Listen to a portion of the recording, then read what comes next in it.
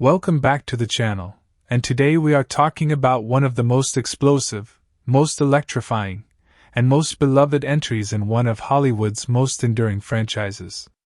Today, we are breaking down Fast 5, released in 2011, the fifth chapter in the Fast and Furious saga, and by almost universal agreement, the film that completely transformed what this franchise was capable of.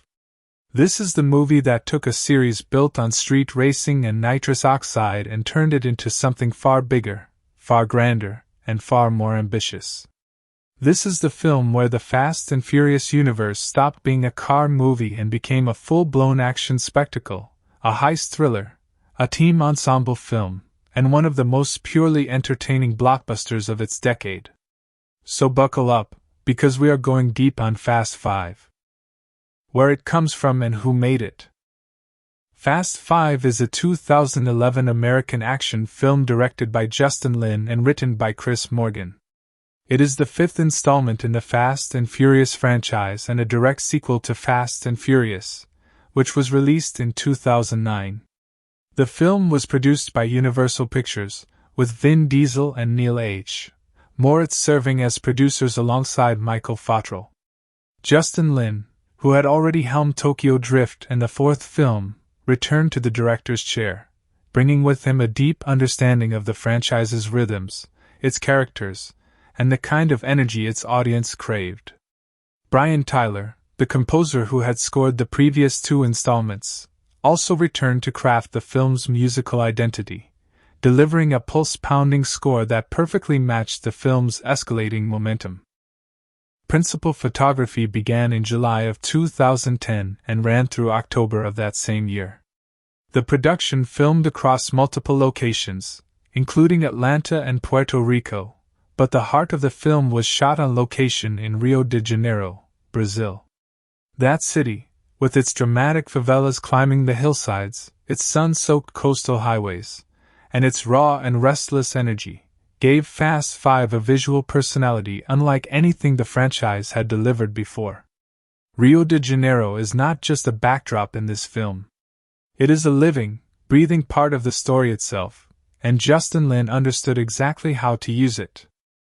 One of the most important creative decisions made during the development of Fast 5 was a deliberate departure from the street racing theme that had defined the earlier films. Universal Pictures made a conscious choice to transform the franchise into a heist-driven action series built around cars, hoping to attract a wider audience that might not necessarily respond to the heavy car culture emphasis of the previous chapters. It was a bold gamble, and it changed everything. Fast 5 is widely regarded as the transitional film of the entire franchise, the moment the series found its true identity. And every chapter that came after it was built on the foundation this film laid down. The film also distinguished itself by relying primarily on practical stunt work rather than computer-generated imagery, and that commitment to real physical filmmaking gives every action sequence in the movie a visceral, grounded quality that makes it genuinely thrilling to watch. The plot. The story picks up exactly where the fourth film left off. Dominic Toretto has been sentenced to prison, and as he is being transported by bus, his sister Mia Toretto and his closest friend Brian O'Connor lead a daring, high-speed assault on that bus and break Dom free. With the American authorities now hunting all three of them, Dom, Brian, and Mia flee across the border and make their way to Rio de Janeiro, Brazil, where they hope to disappear and start over. Things do not go according to plan. Shortly after arriving, Brian and Mia join a crew on a job to steal cars from a moving train. What they do not know is that DA agents are also on that train, and the cars they are stealing are seized federal property. When Dom arrives, he quickly realizes that the real target is a very specific car, a Ford GT40, and that the man leading the operation, a dangerous figure named ZZ, is only interested in that particular vehicle. Dom manages to get Mia to steal the car before chaos erupts. During the confrontation, ZZ kills the DA agents, and Dom and Brian are captured and brought before the man behind everything, a powerful and ruthless Brazilian drug lord and corrupt businessman named Hernan Reyes, who is ZZ's boss. Dom and Brian escape before Reyes can deal with them, but the damage is already done. They are now framed as the murderers of federal agents, making them two of the most wanted men in the world. The United States government responds by sending in their best. A hardened and relentless diplomatic security service agent named Luke Hobbs arrives in Rio with a full team, accompanied by a local state police officer named Elena Neves, with one singular mission: to bring Dom and Brian in. Hobbs is not like the law enforcement figures this crew has dealt with before. He is bigger, more driven, and absolutely uncompromising, and from the moment he appears on screen, it is clear that this man is a force to be reckoned with. While Dom and Brian examine the stolen car, they discover something extraordinary hidden inside it: a computer chip containing the complete financial details of Hernan Reyes's entire criminal empire, including the location of $100 million in cash spread across the city. When Mia reveals that she is pregnant with Brian's child, the stakes become deeply personal. Running forever is no longer an option. Dom makes a decision. They are not going to keep running. They are going to steal Reyes's money, all of it, and use it to buy their freedom once and for all. To pull off a job of this scale, Dom and Brian begin assembling a crew, bringing together the best people they have ever worked with from across their entire history. Han Lu and Giselle Yasher, Dom's former allies, join the team. Roman Pierce and Tej Parker, Brian's partners from his Miami days, come on board. Tego Leo and Rico Santos round out the ensemble.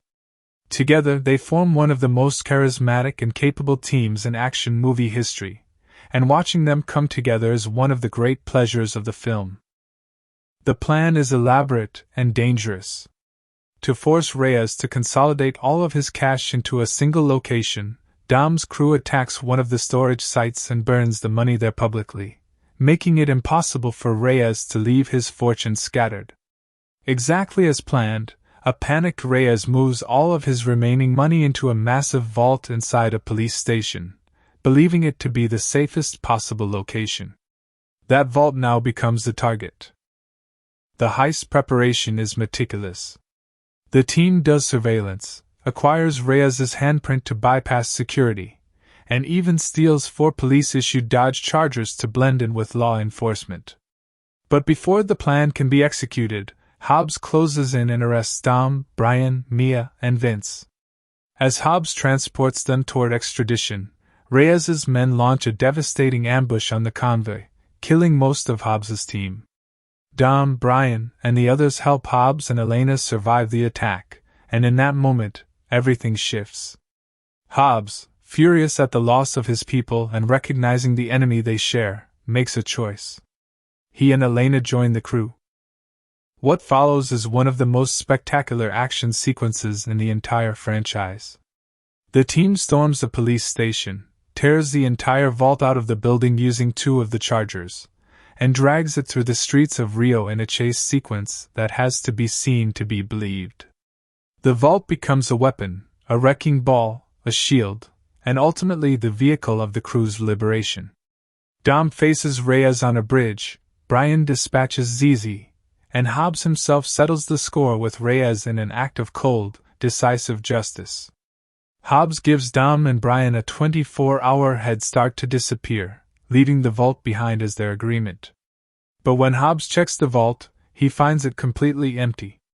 Dom's crew had already switched it out before reaching the bridge, using a trash truck as cover. The $100 million belongs to them. In the film's final moments, the crew splits the money and goes their separate ways to live the lives they have always wanted. And on a quiet beach, Dom and Brian share one last race, no stakes, no agenda, just 2 men in 2 cars and the open road. In a mid-credits scene, Hobbs receives a file in Washington containing a photograph that will change everything heading into the next chapter, a recent image of Letty, Dom's girlfriend who had been presumed dead. The cast. The cast of Fast Five is one of the great ensembles in modern action cinema, and the film's energy lives and dies on the chemistry between these performers. Vin Diesel returns as Dominic Toretto, the soul and moral center of the entire franchise. Dom is a man of loyalty, family, and code, and Diesel plays him with a quiet, magnetic intensity that makes every scene he anchors feel weighty and significant. It was reported that Diesel was paid $15 million to star in and produce the film, a figure that speaks to just how essential his presence is to the franchise's identity. Paul Walker reprises his role as Brian O'Connor, the former LAPD officer and FBI agent who crossed over to the other side of the law out of loyalty and love. Walker brings warmth and genuine likability to Brian, and for this film he committed deeply to the physical demands of the role, training with parkour professional Paul Donnell to bring a more athletic and dynamic quality to his performance. Jordana Brewster returns as Mia Toretto, Dom's sister and Brian's partner. Her role in this film carries real emotional weight, particularly as her pregnancy becomes the emotional catalyst that pushes the crew to commit to the heist rather than keep running. And then there is Dwayne Johnson, arriving in the franchise as DSS agent Luke Hobbs and immediately becoming one of its most iconic figures. Johnson's presence in this film is enormous in every sense of the word. He brings an explosive physicality, a simmering intensity, and a charismatic authority to Hobbs that makes the character instantly compelling. His introduction sequence alone is one of the most memorable character entrances in the series, and his eventual alliance with Dom adds a fascinating dynamic layer to the film's second half. Tyrese Gibson brings bold, comedic energy and undeniable charm as Roman Pierce, a character who has grown significantly since his introduction in Too Fast, Too Furious. Chris Ludacris Bridges returns as the tech-savvy and reliably unflappable Tej Parker, providing the crew with both their technical expertise and a grounded sense of humor. Sung Kang delivers one of his most compelling turns as Han Lu, the cool and contemplative member of the group whose philosophical approach to life makes him one of the franchise's most beloved characters. Gal Gadot, before the world would know her as Wonder Woman, returns as Giselle Yasher, bringing elegance, intelligence, and formidable capability to the role. Matt Schulz, Tego Calderon, and Don Omar also appear as returning members of Dom's extended crew. Joaquim de Almeida portrays Hernan Reyes with cold, entitled menace, giving the film a villain who feels genuinely threatening within the world the story has built. And Elsa Pataky appears as Elena Neves, the local officer who ultimately chooses the right side and becomes one of the film's more nuanced supporting figures. Release and box office. Fast 5 premiered at the Cinépolis Lagoon in Rio de Janeiro on April 15, 2011, a fitting tribute to the city that gave the film its identity and its beating heart. It was officially released in the United States on April 29, 2011, distributed by Universal Pictures. The film carried a production budget of $125 million and was rated PG-13 for intense sequences of violence and action, sexual content, and language. The box office response was nothing short of extraordinary. Fast 5 grossed approximately $630 million worldwide, making it the seventh highest grossing film of the entire year of 2011. It opened to a worldwide opening weekend of just under $110 million and set multiple records for Universal Pictures in international markets. At the time of its release, it became the highest-grossing film in the entire Fast and Furious franchise, a record it would hold until Fast and Furious 6 arrived 2 years later. The film also holds the distinction of being one of the few sequels of its year to significantly outperform the film that directly preceded it in its own series. Critics received the film warmly, with particular praise directed at Justin Lin's direction, the spectacular action sequences, and Dwayne Johnson's commanding debut within the franchise. Fast 5 is today widely considered not just the best film in the Fast and Furious series, but one of the most purely entertaining action blockbusters of the 2010s. It is the film that proved a franchise could reinvent itself completely without losing the spirit that made it beloved in the first place. And that is Fast 5 in all of its glory, one of the greatest second wins any franchise has ever experienced, a film that took everything its predecessors established and used it as a launch pad for something truly spectacular. If you have never seen it, fix that immediately. If you have seen it, you already know exactly why it deserves every word of praise it has ever received. Fast 5, 2011, Complete Story. The story of Fast 5 begins not with a gentle introduction or a slow build, but with an act of pure audacity. Dominic Toretto, one of the most feared and respected names in the underground world of street racing and criminal enterprise, has been caught. After everything he has survived, after every border he has crossed and every authority he has outwitted, the law has finally closed its hand around him. He has been sentenced to 25 years to life in federal prison, and as the film opens, he is sitting on a transport bus, shackled and silent, watching the desert highway roll past the window. To anyone watching from the outside, it looks like the end of the road for Dominic Toretto. But the people who love Dom do not accept endings. Brian O'Connor, the former LAPD officer and FBI agent who crossed the law for the sake of loyalty and brotherhood, is not the kind of man who watches the person he considers family disappear behind prison walls without doing something about it. And Mia Toretto, Dom's sister, the woman Brian loves, is not capable of accepting her brother's fate with quiet resignation either. Together, Brian and Mia execute something that takes extraordinary nerve, precision, and a complete disregard for the consequences. They intercept the prison transport bus on an open highway in a sequence that sets the tone for everything that follows. Using cars, speed, and a level of coordination that borders on the impossible, they force the bus off the road in a breathtaking crash that sends the vehicle rolling across the desert landscape. Out of the chaos and the wreckage, Dom walks free. The authorities are left scrambling in the dust, and Dom, Brian, and Mia become three of the most wanted fugitives in America in the span of a single morning. With every law enforcement agency in the country now hunting them, the three of them make the only rational decision available. They run. They cross borders, burn through identities, and put as much distance between themselves and the American justice system as they possibly can. They end up in Rio de Janeiro, Brazil, a city of staggering beauty and profound contradictions, where gleaming beaches sit beneath hillside communities called favelas that operate under their own rules, their own economies, and their own ruthless power structures.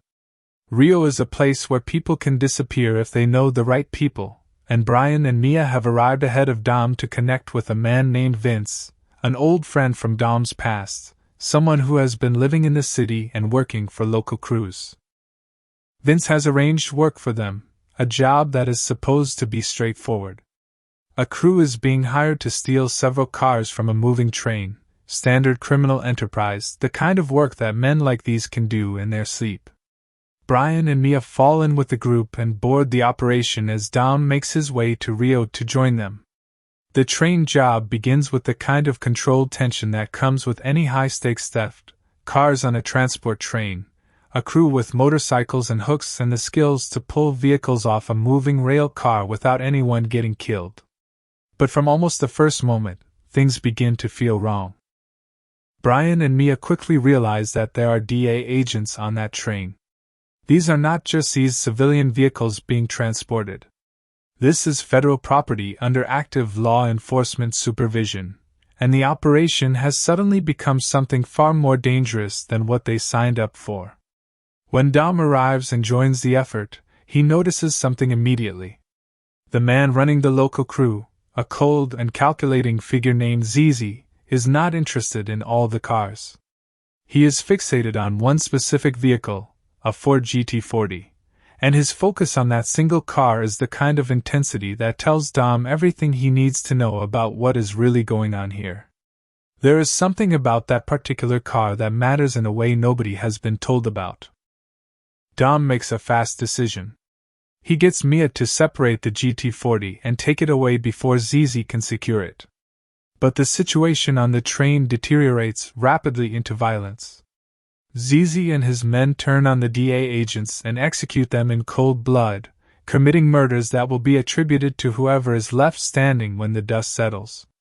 Dom and Brian fight back but are overwhelmed and captured by ZZ's people.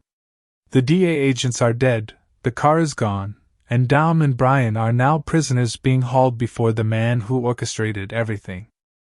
That man is Hernan Reyes. He is one of the most powerful figures in Rio de Janeiro, a corrupt and extraordinarily wealthy businessman whose legitimate public face conceals an empire built on crime, violence, and the complete ownership of significant portions of the city's law enforcement and political infrastructure.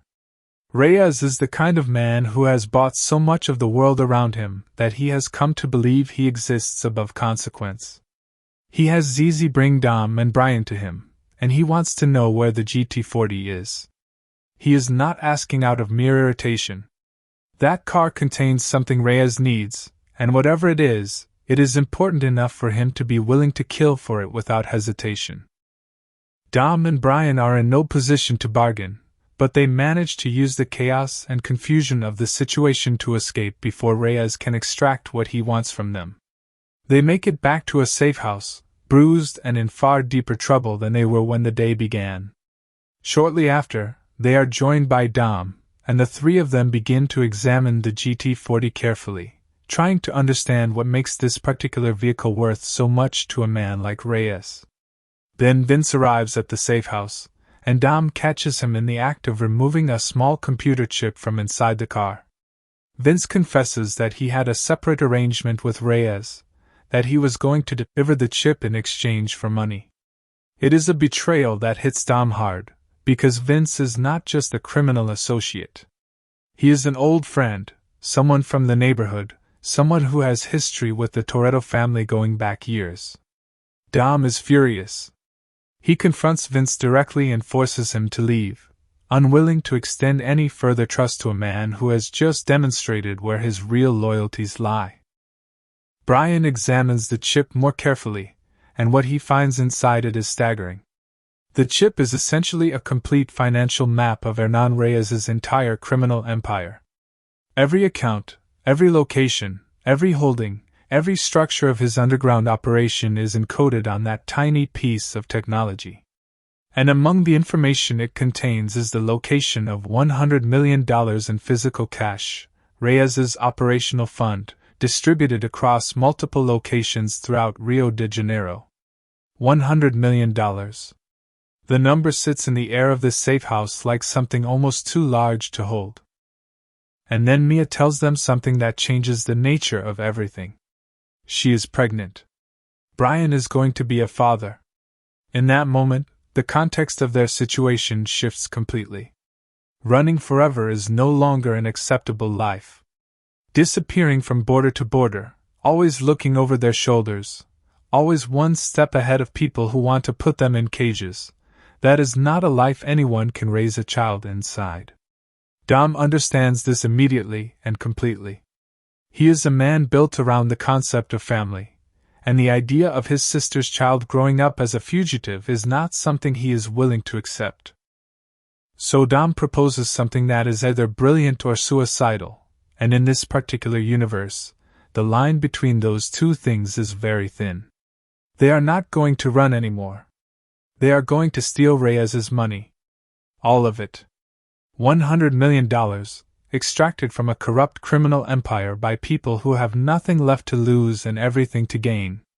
They will use that money to buy themselves new lives, new identities, and genuine freedom. It is audacious to the point of madness, but Dom says it with the quiet certainty of a man who has already made his decision, and Brian and Mia are with him without hesitation. But a job of this scale cannot be done with 3 people. It requires the best, and Dom and Brian between them know the best. What follows is one of the most enjoyable sequences in the entire film, the assembly of the crew. Dom reaches out to Han Lu, the cool and philosophical drifter who moves through the world with an unhurried grace and a depth of skill that is easy to underestimate if you do not know him. He calls Giselle Yasher, a woman of rare intelligence and even rarer capability, someone who can read a situation and adapt to it faster than most people can even process what is happening. Tego Leo and Rico Santos, two colorful and reliably entertaining members of Dom's extended circle, come on board. And Brian brings in his own people from his Miami days, Roman Pierce, the loud, charismatic, and genuinely gifted Roman who talks more than anyone needs to but delivers when it counts, and Tej Parker, the technical genius of the group, calm and methodical and capable of handling anything with electronics, communications, or engineering. This crew, assembled from across the history of the entire franchise, representing years of relationships built through danger and shared experience, comes together in Rio with a shared understanding of what they are attempting and what the cost of failure will be. Meanwhile, the United States government has not been passive. The murders of the DA agents on that train have triggered a significant institutional response. A diplomatic security service team is assembled and dispatched to Rio de Janeiro, led by one of the most formidable agents in the organization, Luke Hobbs. Hobbs is an enormous physical presence, a man who operates with absolute commitment to the law and an almost frightening refusal to be deterred by anything that stands between him and his target. He arrives in Rio with his team, accompanied by a local state police officer named Elena Neves, and he begins closing in on Dom, Brian, and Mia with systematic precision. Hobbs is not someone who can be outrun indefinitely. He is the kind of man who simply keeps coming, and every scene in which he appears crackles with the energy of an unstoppable force moving toward its collision with the immovable object of Dominic Toretto. The heist planning begins with careful and detailed work. The crew does extensive surveillance on Reyes's operation, mapping where his money is stored, how his security functions, and what vulnerabilities exist in his system. They determine that the cash is distributed across multiple locations throughout the city, which makes a direct theft of the full amount essentially impossible. The crew needs to force Reyes to consolidate the money into a single location before they can take it all in one move. Dom devises a solution that is as psychologically clever as it is bold. They hit one of Reyes's cash storage locations and burn the money there publicly and visibly, right in front of Reyes's men. The message it sends is deliberate and powerful. Reyes is not safe. His money is not safe. His network is being attacked, and he cannot stop it. The fear that this triggers in Reyes does exactly what Dom intended. A panicked Reyes orders all of his remaining cash consolidated into one location that he considers impenetrable, an evidence vault housed inside a police station, a building full of law enforcement under his control, surrounded by armed men loyal to him and protected by serious security infrastructure. One location. One vault. One target. But before the crew can execute their plan, the wall closes in. Hobbs has been relentlessly tracking them, and his investigation leads him to the safe house. He arrives with his team and takes Dom, Brian, Mia, and Vince into custody. Vince has rejoined the group by this point, having proven himself by saving Mia from an ambush by Reyes's men, and Dom has extended him the trust that their history demands. But now all of them are in chains, being loaded into a convoy for extradition back to the United States. The convoy does not make it far. Reyes, unwilling to allow Dom and Brian to be handed over to American authorities who might use them as leverage or extract information about his operation, sends a massive force to intercept the convoy. The attack is overwhelming and savage. Hobbs's men are killed in the ambush, one by one, and the situation becomes desperate. In the chaos and violence, Dom, Brian, Mia, and Vince fight alongside Hobbs and Elena to survive the assault. They protect Hobbs when he is vulnerable. They fight back against Reyes's men with everything they have.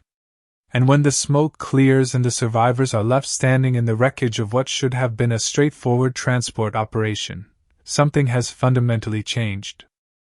Hobbs has lost his entire team. His people are dead because of Hernan Reyes, and the rage that lives behind Luke Hobbs's professional exterior has been set loose. He looks at Dom, and Dom looks back at him, and both men understand something without needing to say it directly. They have a common enemy. Hobbs makes a decision that no strictly by-the-book law enforcement officer should ever make, But Hobbs is operating in a space where the book has just been rendered irrelevant by the bodies of his colleagues. He and Elena will help with the heist. They will work with Dom's crew to take down Reyes. And when it is over, Dom and Brian get a 24-hour head start before Hobbs comes after them again. It is a temporary and fragile alliance between two forces that exist on opposite sides of every line, but in this city, in this moment, it is the only arrangement that makes any sense. The final preparation for the heist moves quickly. The crew steals 4 Dodge Charger police vehicles, choosing to use police cars because they need to be able to move through the city and into the police station without triggering immediate alarm. They acquire the handprint data they need to bypass the vault's biometric security. Every member of the crew knows their role, and every role is essential. And then they go. The breach of the police station is controlled chaos executed at the highest possible level. The team moves with speed and precision, neutralizing resistance and penetrating deep into the building. The vault is massive, far larger than what most people would imagine when they hear the word, a huge, enormously heavy steel structure that was built to be immovable. Dom and Brian attach heavy chains from 2 of the Dodge Chargers to the vault, and, in one of the most spectacular practical stunt sequences ever committed to film, they drive those cars out of the building and drag the entire vault through the walls and out into the street. What follows is a chase through the streets of Rio de Janeiro that functions simultaneously as a car chase, a demolition sequence, and a piece of pure cinematic spectacle. The vault swings and crashes through everything in its path, destroying police vehicles, crushing barriers, flattening anything that Reyes or the authorities send at them. It is an object that weighs many tons being hauled through a city at high speed, and it becomes the most destructive force on the road. Dom uses the vault offensively, swinging it into pursuing vehicles with brutal effectiveness. The streets of Rio become a war zone, and the crew fights through every obstacle between them and freedom. As the chase reaches its climax on a bridge, Dom tells Brian to keep going without him. Brian pushes ahead, finds ZZ, and kills him. The threat from Reyes's personal enforcer is finished. Dom, on the bridge, brings the vault to a stop and waits. Hernan Reyes arrives, believing that he is finally going to reclaim what belongs to him. But Hobbs arrives at the same moment, and what happens to Hernan Reyes in those final seconds on that bridge is the justice that a man with his level of unchecked power almost never actually faces. It is decisive and absolute. Hobbs surveys the situation. The vault is sitting there. Dom and Brian are present. The deal was a 24-hour head start in exchange for leaving the vault intact. Hobbs honors the arrangement and lets them go.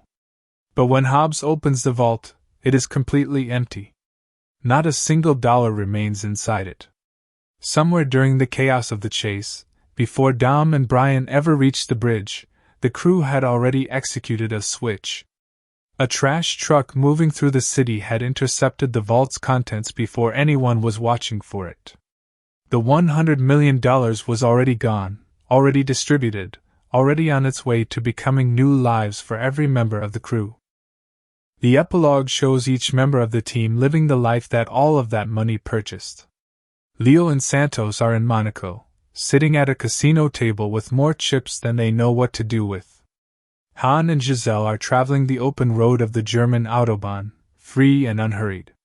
Roman and Tej have both bought Koenigsegg supercars, the kind of vehicles that exist in a different universe from the world they came from. And on a quiet, sun-drenched beach somewhere beyond the reach of anyone hunting them, Dom and Brian share one final race. No stakes. No money. No consequences. Just the road and the speed and the bond between two men who found brotherhood in the most unlikely of circumstances. They race side by side, and the camera pulls back, and for just a moment, the world is nothing but open road and the sound of engines. In the scene that plays during the credits, back in Washington, Hobbs receives a classified file delivered by Monica Fuentes. He opens it, and finds inside a photograph that stops him cold. It is a recent image of Letty Ortiz, Dom's girlfriend, who was believed to have been killed. She is not dead. She is out there somewhere, and that revelation will send ripples through everything that comes next in this universe.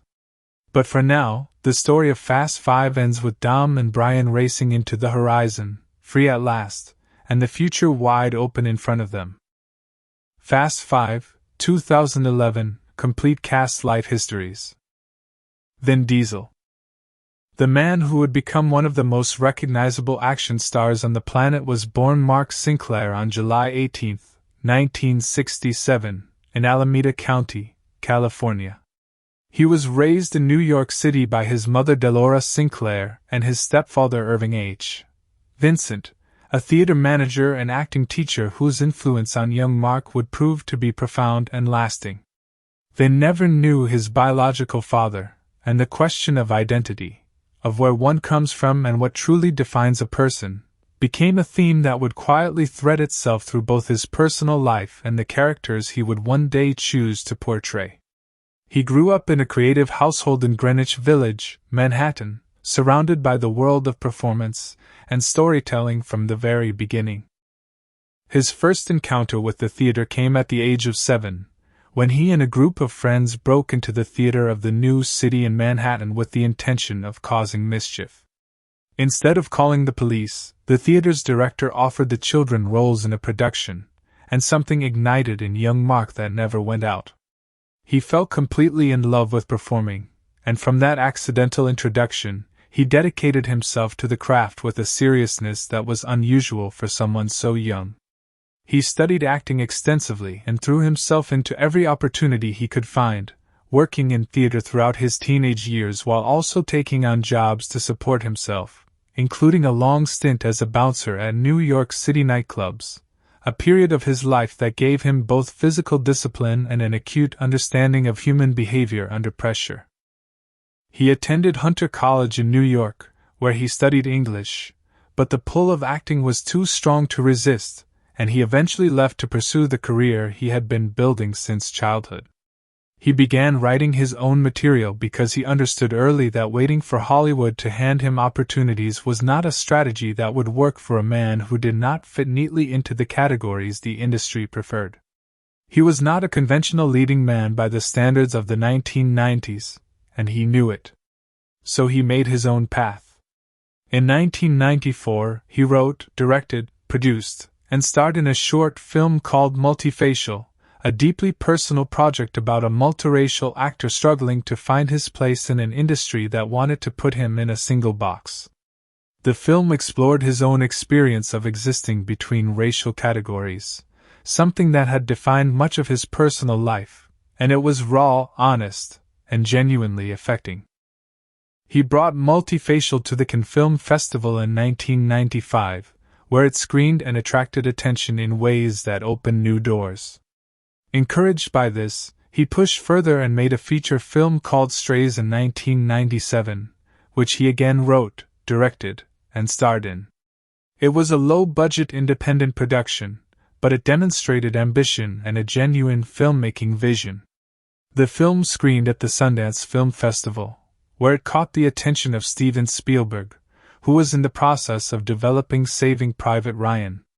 Spielberg specifically sought Vin out and cast him in the film, giving him a small but meaningful role that placed him in one of the most important American films of the decade. That appearance changed everything. Following Saving Private Ryan, Vin began to build momentum in Hollywood. He appeared in Boiler Room and delivered a performance that demonstrated range and intelligence. But it was his voice work as the title character in The Iron Giant in 1999 that revealed something extraordinary about him. With almost no physical presence on screen, using only his voice, he created a character of enormous warmth, vulnerability, and emotional power. The Iron Giant became a beloved classic, and Vin's contribution to it remains one of the most quietly remarkable performances of his career. Then came 2001. And two films that would define his trajectory permanently. The first was Pitch Black, a science fiction thriller in which he played Richard B. Riddick, a dangerous convict with surgically altered eyes that allow him to see in the dark.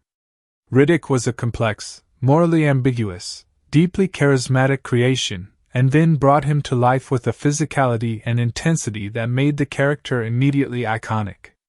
The second was The Fast and the Furious, a film about underground street racing that no one predicted would become a cultural phenomenon.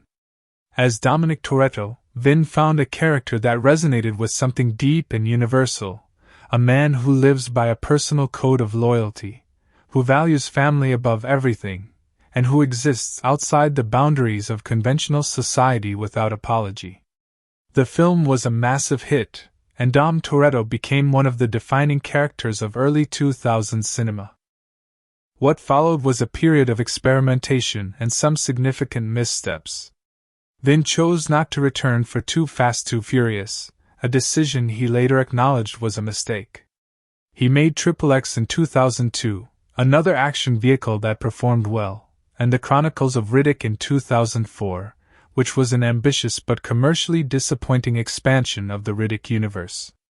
A string of films including The Pacifier, a family comedy that was commercially successful but creatively unsatisfying, suggested that he was searching for his footing outside the lane that had made him famous. His personal life during this period was largely kept private. He has been in a long-term relationship with Mexican model Paloma Jimenez since approximately 2007, and together they have 3 children, a daughter named Hania Riley and 2 sons named Vincent Sinclair and Pauline, the last named in honor of his late friend and co-star Paul Walker. Vin has spoken extensively about how deeply Walker's death in 2013 affected him, and the grief he carried through the production of Furious 7 was genuine and visible in ways that moved audiences around the world. His return to the Fast and Furious franchise with Tokyo Drift and then the 4th film reinvigorated his career in a way that nothing else had managed. Fast 5 represented the peak of that reinvigoration, the moment when the franchise reached a level of global cultural relevance that placed Vin Diesel among the highest paid and most consistently bankable stars in Hollywood. He has maintained that position with sequels in the Fast and Furious series, the continuing Riddick franchise, and his role as Groot in the Marvel Cinematic Universe, another voice performance that demonstrated his particular gift for creating emotional connection with minimal conventional tools. He remains one of the most fascinating figures in modern Hollywood, a man who built his career on his own terms and refused to be defined by anyone else's limitations. Paul Walker. Paul William Walker IV was born on September 12, 1973, in Glendale, California, into a family with deep roots in both performance and faith. His father, Paul William Walker III, was a sewer contractor and an amateur boxer, and his mother, Cheryl, was a model who instilled in her son a love of the natural world and animals from a very early age. Paul grew up in a Mormon household, the eldest of 5 children, and the values of family, loyalty, and community that defined his upbringing never left him, finding expression not just in his personal choices but in the characters he brought to life on screen. He began his career in entertainment as a child, appearing in television commercials and small television roles from a very young age. He had a recurring role on the soap opera The Young and the Restless and appeared in various television movies throughout his childhood and teenage years. There was never a moment when Paul Walker decided to become an actor. It was simply something he had always done, a natural extension of who he was in a family that understood performance as a legitimate path through life. As a teenager, he attended Village Christian School in Sun Valley, California, where he was by all accounts a warm and enormously popular presence, the kind of person who moved effortlessly between different social groups without effort or pretension. He had a genuine love of the ocean that would stay with him his entire life, spending enormous amounts of time surfing and diving in the waters off California. That connection to the natural world, to the ocean in particular, was not a hobby for Paul Walker. It was something closer to a spiritual practice, a place where he felt most fully himself. His film career began to gain real traction in the late 1990s. He appeared in Pleasantville in 1998, a critically admired film that placed him in an ensemble of talented young actors and demonstrated that he had the presence and instincts to hold his own in sophisticated material. He appeared in Varsity Blues in 1999, playing a supporting role that showcased his natural, easy charm. But it was She's All That in 1999 that began to establish him as a genuine leading man in the teen film market, and The Skulls in 2000 that pushed him into more serious dramatic territory. Then came The Fast and the Furious in 2001, and Brian O'Connor, and everything changed. Brian was a character who fit Paul Walker in ways that felt almost designed rather than cast. Brian is fundamentally decent, someone operating in morally complicated spaces without ever losing the core of who he is. He is loyal, warm, physically capable, and genuinely likable without being saccharine. These were all qualities that Paul Walker possessed naturally, and the character became the vessel through which audiences fell in love with him as a performer. He returned for Too Fast, Too Furious in 2003, carrying the film largely on his own as Vin Diesel sat that installment out. He appeared in 8 Below in 2006, a film about sled dogs in Antarctica that allowed him to work with animals in challenging natural environments, two things he loved deeply. He gave one of his most underappreciated performances in Running Scared in 2006, a gritty and intense crime thriller in which he played against type in ways that demonstrated significant dramatic range. Clint Eastwood cast him in Flags of Our Fathers in 2006, recognizing in him a quality of quiet authenticity that served the film's portrait of ordinary men caught in extraordinary historical circumstances. In his personal life, Paul Walker was a man of remarkable generosity and genuine humility. He fathered a daughter, Meadow Rain Walker, born in 1998, with his then-girlfriend Rebecca Soteros. Meadow became the great love of his life, and he spoke about her with a tenderness and pride that was unmistakable. He was deeply involved in charitable work, particularly in disaster relief. When the earthquake struck Haiti in 2010, he personally traveled to the region to assist with relief efforts. When Typhoon Hainan struck the Philippines in 2013, he was in the process of organizing aid when he died.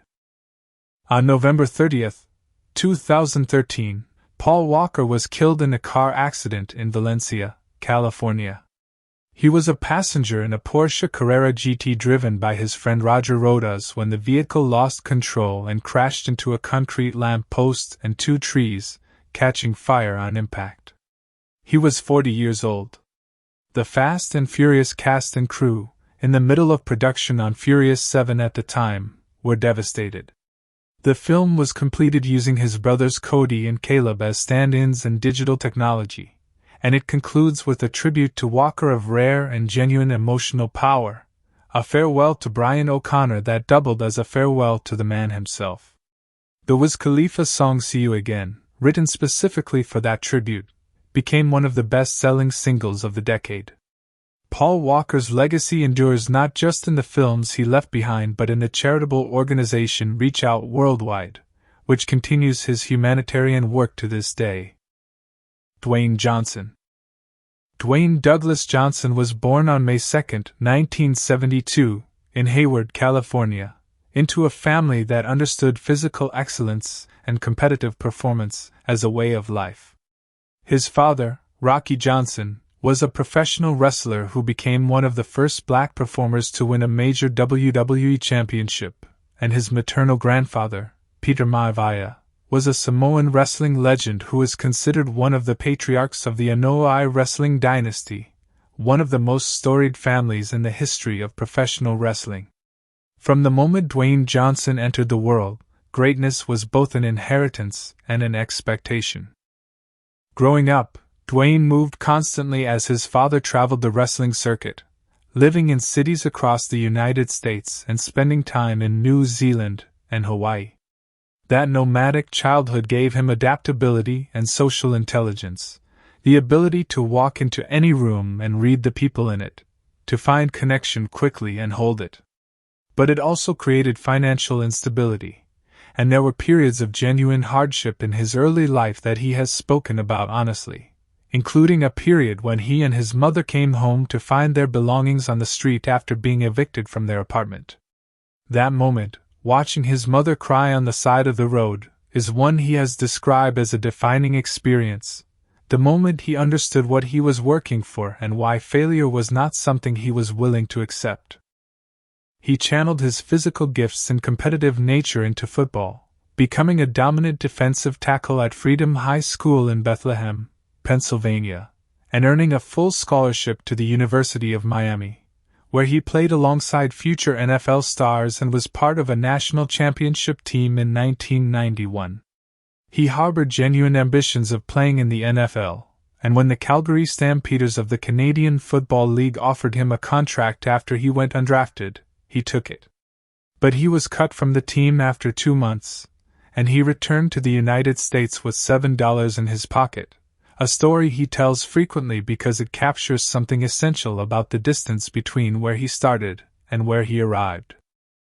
His father encouraged him to enter professional wrestling, and Dwayne Johnson became a student of the craft with the same total commitment he had brought to everything else in his life. He trained rigorously, studied the history and psychology of professional wrestling, and developed a persona that drew on his heritage, his personality, and his natural charisma in ways that felt authentic rather than manufactured. He debuted in the WWF in 1996 and within a relatively short time had developed one of the most beloved and commercially valuable characters in the history of the industry. The Rock, as he became known, was a performer of extraordinary skill, able to generate emotion from an audience whether he was playing villain or hero, combining physical spectacle with comedic timing and genuine theatrical intelligence in ways that very few people in the history of professional wrestling have managed. He became a multiple world champion, one of the most recognizable faces in sports entertainment globally, and a genuine crossover cultural phenomenon. When he began transitioning toward a film career in the early 2000s, there was significant skepticism about whether a professional wrestler could sustain a legitimate acting career. He answered that skepticism with characteristic directness and work ethic. The Scorpion King in 2002 was his first leading role, and while it was not a complex piece of filmmaking, it demonstrated that he had genuine screen presence and the ability to carry a commercial action film. He set a record at the time for the highest salary ever paid to an actor for a first starring role. What followed was a period of deliberate image expansion. He made family films like The Game Plan and Race to Witch Mountain, demonstrating range and a willingness to be funny in ways that action stars often resist. He appeared in Get Smart and Be Cool in supporting comedic roles that showed a genuine gift for comedy. He worked consistently and intelligently, choosing projects that revealed different facets of what he could do as a performer rather than simply repeating the same formula. His introduction to the Fast and Furious universe in Fast 5 as Luke Hobbs was one of the most impactful casting decisions in the franchise's history. Hobbs was written as a force of nature, someone capable of physically competing with Dominic Toretto, and the dynamic between Dwayne Johnson and Vin Diesel created an energy that the franchise had never had before. The character became so popular that Hobbs eventually got his own spin-off film in the form of Hobbs & Shaw, released in 2019, in which Johnson starred opposite Jason Statham.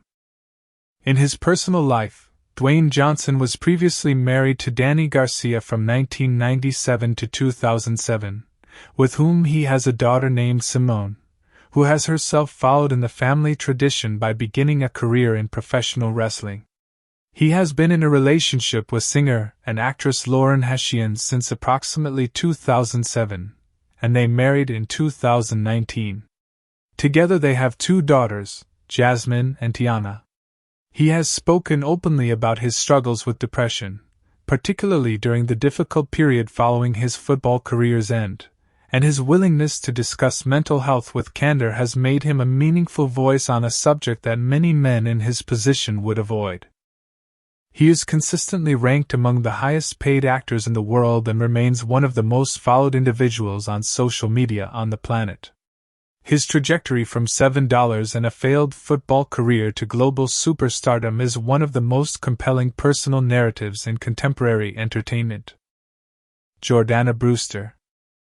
Jordana Brewster was born on April 26, 1980, in Panama City, Panama, to a Brazilian mother named Maria João and an American father named Alden Brewster, who worked as a banker. Her background was genuinely international from birth, and she grew up moving between the United States, England, and Brazil, absorbing multiple cultures and languages and developing the kind of adaptability and self-possession that comes from learning early how to belong in different worlds. She is a descendant of William Brewster, one of the passengers on the Mayflower, which places her within a lineage of American history that stretches back to the very earliest chapter of the nation's story. She grew up primarily in New York City, where she attended the Burleigh School, one of the most prestigious private schools in Manhattan, known for its rigorous academic standards and its tradition of producing accomplished and independent-minded women. She was an exceptional student and a deeply curious person, interests that extended well beyond the performance world she had already begun to enter. She began modeling at a young age and appeared on the cover of several major magazines as a teenager, developing a professional composure in front of cameras that would serve her well in her acting career. She made her acting debut on the daytime soap opera All My Children, appearing in a recurring role that gave her practical experience in front of a camera in a demanding production environment. She then made her film debut in The Faculty in 1998, a stylish and entertaining science fiction horror film directed by Robert Rodriguez that featured an ensemble of young actors including Elijah Wood, Josh Hartnett, and Clea Duvall. The film was a commercial success and established Jordana as a presence in the young Hollywood landscape of the late 1990s. She was accepted to Yale University, one of the most selective institutions in the United States, and chose to attend while continuing to pursue her acting career, a balance that speaks to the seriousness with which she approached her education alongside her professional life.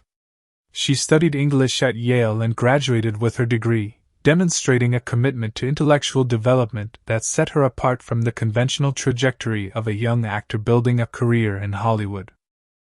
Her most significant career-defining role came with The Fast and the Furious in 2001, in which she played Mia Toretto, Dom's sister, and eventually Brian's partner, and the mother of his child. Mia is a character who carries enormous emotional weight in the franchise despite often being positioned at the center of the story rather than at the front of the action, and Jordana brought a warmth, intelligence, and genuine emotional truth to the role that made Mia indispensable to the heart of the narrative. She returned for Fast and Furious in 2009 and Fast 5 in 2011, and her continued presence in the franchise has been a through line of emotional continuity in a series that has expanded dramatically in scope and scale. Outside of the Fast and Furious films, she appeared in DBS, a quirky and charming spy comedy, and in various television projects. She had a recurring role on the television series Dallas, the continuation of the classic primetime soap opera, and has appeared in numerous other film and television productions throughout her career. In her personal life, Jordana was married to film producer Andrew Form from 2007 to 2020, and they have 2 sons together, Julian and Rowan. She has spoken openly about the challenges of balancing professional life with parenthood and has been candid about the personal difficulties she navigated during her marriage and its end. She has been in a relationship with Mason Morfitt since 2021, and she has described this period of her life as one of genuine happiness and clarity. She remains an engaged and thoughtful presence in the entertainment world, someone whose career has been defined by the intersection of genuine intelligence and natural warmth. Tyrese Gibson. Tyrese Darnell Gibson was born on December 30, 1978, in Los Angeles, California, one of the most economically challenged and historically significant neighborhoods in the United States. Growing up in Watts was not simply a matter of geography.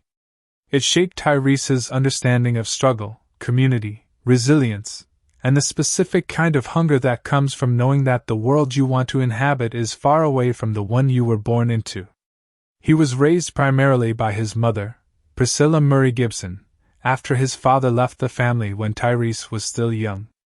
His mother worked multiple jobs to keep the family together, and the effort and sacrifice she poured into raising her children became one of the foundational motivations of everything Tyrese would pursue. He discovered his voice early.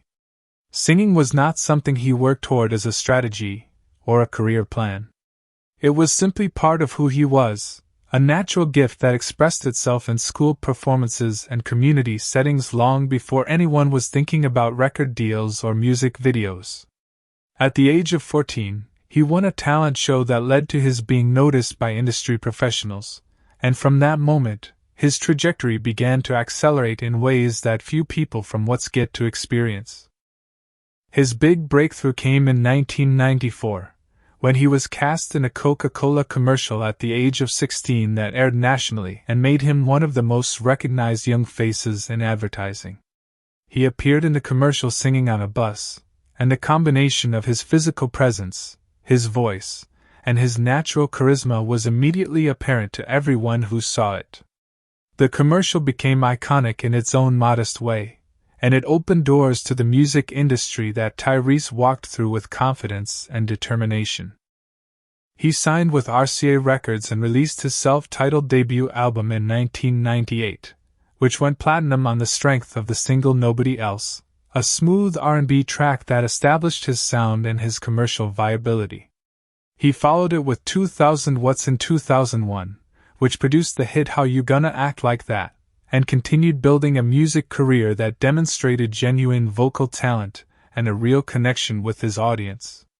His music drew from the tradition of classic soul and contemporary R&B, and his voice, a warm and flexible instrument capable of both tenderness and power, made him a distinctive presence in the genre. His transition to acting came through the 2001 film Baby Boy, directed by John Singleton, one of the most significant directors in the history of African American cinema. Baby Boy was a raw, complex, and deeply felt portrait of a young black man in South Los Angeles struggling with responsibility, identity, and the pull of a community that offers both deep love and genuine danger. Tyrese played the lead role of Jody with a vulnerability and emotional authenticity that surprised many people who might have expected a music star to coast on charisma alone. His performance in Baby Boy remains one of the most honest and compelling of his career, and it established him as a legitimate dramatic actor with something real to say. His introduction to the Fast and Furious franchise came with Too Fast Too Furious in 2003, in which he played Roman Pierce, Brian O'Connor's childhood friend from Miami, a man with a hair-trigger temper, a gift for getting under people's skin, and a loyalty to his people that runs deep beneath the bravado. Roman became one of the franchise's most beloved comic presences, and Tyrese brought an improvisational energy and genuine comedic instinct to the role that made every scene he appeared in more entertaining. His chemistry with Ludacris, as Roman and Tej's partnership became one of the franchise's running comedic engines, is one of the great pleasures of the later films. Beyond the Fast and Furious world, he appeared in the Transformers franchise as Robert Epps, a military character who appeared across multiple films in the series, and in various other action and dramatic projects. He also wrote a book called How to Get Out of Your Own Way, a self-help work that drew on his experiences of poverty, ambition, and personal development. His personal life has been marked by both joy and significant public difficulty. He has a daughter named Shayla from his first marriage to Norma Mitchell, which ended in divorce in 2009. His second marriage to Samantha Lee produced a daughter named Soraya, though that marriage also ended in divorce. He has been candid about personal and financial struggles, and his willingness to speak openly about difficulty has made him a figure who connects with fans on a level that goes beyond his on-screen work. He remains one of the most energetic and genuinely entertaining personalities in the franchise and in Hollywood more broadly. Ludacris. Christopher Brian Bridges was born on September 11, 1977, in Champaign, Illinois, and raised across multiple cities as his family moved through different chapters of life. He spent significant time in Atlanta, Georgia, a city that would become the crucible of his artistic identity and the place where his career would ultimately take flight. His mother, Roberta Shields, was a crucial influence in his life, and his father, Wayne Bryan Bridges, was also part of his upbringing before his parents separated. Growing up between different environments gave Christopher a breadth of perspective and an ear for the way people speak, think, and present themselves in different contexts, qualities that would prove essential to his development as a performer. His love for hip-hop began in childhood and deepened as a teenager in Atlanta, where he immersed himself in the city's rapidly evolving music scene. Atlanta in the late 1980s and 1990s was one of the most creatively fertile environments in American music, a city developing its own distinct voice within hip-hop that would eventually come to define an entire era of the genre. Christopher absorbed all of it, working on his craft with a diligence that went far beyond casual interest. He began working at a local Atlanta radio station, Hot 97.5 and later WHTA, using the on-air name Chris Lova Lova initially, before evolving that persona into the name that would become globally recognized, Ludacris. His radio presence built him a local following, but it was his independent hustle that proved the seriousness of his ambitions. He recorded and released an independent album called Incognito in 1999, selling copies out of his car and at local venues and events. The album built a genuine grassroots following and demonstrated that his appeal was real, not manufactured. Def Jam Records signed him in 2000, and his major label debut Back for the First Time, which incorporated tracks from Incognito, went triple platinum and established him as one of the most distinctive voices in hip-hop.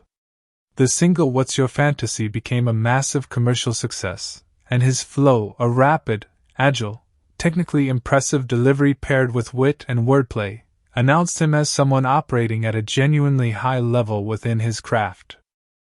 A string of successful albums followed, including Word of Mouth in 2001 and Chicken and Beer in 2003, and Ludacris became one of the best-selling artists of the early 2000s, accumulating Grammy Awards, chart records, and a cultural presence that extended well beyond music. His ability to move between Southern rap, club anthems, and more introspective material demonstrated range and versatility, and his collaborations with artists across genre lines reinforced his commercial and creative breadth. His acting career developed alongside his music, and it followed a trajectory that few expected. His performance in the ensemble film Crash in 2004, directed by Paul Haggis, was a revelation. Crash was a serious, socially engaged film about race relations in Los Angeles, and Ludacris played one of its central characters with a nuance and emotional intelligence that earned him widespread critical respect. The film won the Academy Award for Best Picture, and his presence in it alongside performers like Don Cheadle, Sandra Bullock, and Matt Dillon demonstrated that his capabilities as an actor were genuine and serious. He joined the Fast and Furious franchise in Too Fast, Too Furious as Tej Parker, the tech expert and mechanical genius who provides the crew with infrastructure and intelligence. Tej is a character who functions as the operational brain of the ensemble, calm and methodical where Roman is loud and reactive, and the partnership between the two of them became one of the franchise's most reliable and genuinely funny dynamics. He returned for Fast 5 and has remained a fixture of the franchise through its subsequent chapters. In his personal life, Ludacris has a daughter named Karma Bridges from an earlier relationship. He married actress and television personality Yuduxim Bugiang in 2014, a wedding he announced on Instagram on the very morning of the ceremony, and they have a daughter together named Cadence. He has been involved in significant philanthropic work through the Ludacris Foundation, which he established in 2001 to support youth development, healthy lifestyles, and leadership programs. He is also a part owner of Chicken and Beer, a restaurant concept inspired by his album of the same name. He has remained one of the most consistently likable and professionally versatile figures to emerge from the hip-hop world of the early 2000s. Gal Gadot. Gal Gadot was born on April 30, 1985, in Petah Tikva, Israel, a city located in the central district of the country. She was raised in Rosh Hashanah, a modest town near Tel Aviv, in a family that valued education, discipline, and service. Her father, Michael, is an engineer, and her mother, Irit, is a teacher, and the household they created for Gal and her sister Dana was one of intellectual engagement and strong values. Gal grew up in an environment where hard work and personal integrity were not abstract ideals but daily expectations, and those qualities would come to define both her personal character and her professional reputation. She was a naturally athletic and physically gifted young woman, excelling in sports and dance from an early age. At the age of 18, she entered the Miss Israel pageant in 2004 and won, becoming Miss Israel and going on to represent her country at the Miss Universe competition. The experience of competing at that level gave her exposure to international stages and the kind of composure under pressure that would serve her throughout her career. But what came directly after the Miss Israel title was not a modeling contract or a film deal. It was military service.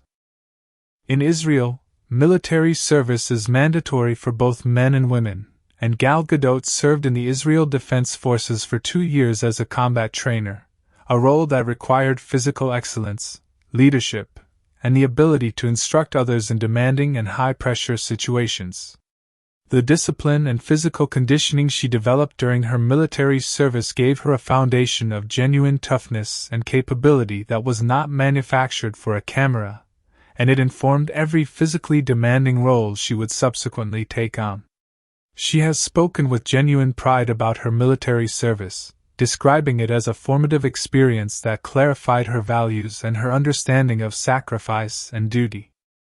After completing her military service, she studied law and international relations at IDC Herzliya in Israel, though her modeling career was simultaneously taking off in ways that would eventually pull her focus away from academic pursuits. She was modeling internationally and developing a profile that brought her to the attention of the entertainment industry. Her introduction to the Fast and Furious franchise came when she was cast as Giselle Yasher in Fast and Furious in 2009. A role that required both physical capability and a cool, intelligent screen presence. Giselle is a character who operates with elegant competence, someone who can handle herself in any situation, and Gal brought to the role exactly the combination of grace and genuine toughness that made it credible. She returned in Fast 5 and Fast and Furious 6, and her chemistry with Sung Kang's Han Lu gave the franchise one of its most quietly romantic subplots. But the role that transformed her from a recognizable supporting player in an action franchise into a global icon was still years away. When she was cast as Diana Prince, Wonder Woman, in Batman v Superman, Dawn of Justice in 2016, the reaction to her performance was immediate and overwhelmingly positive.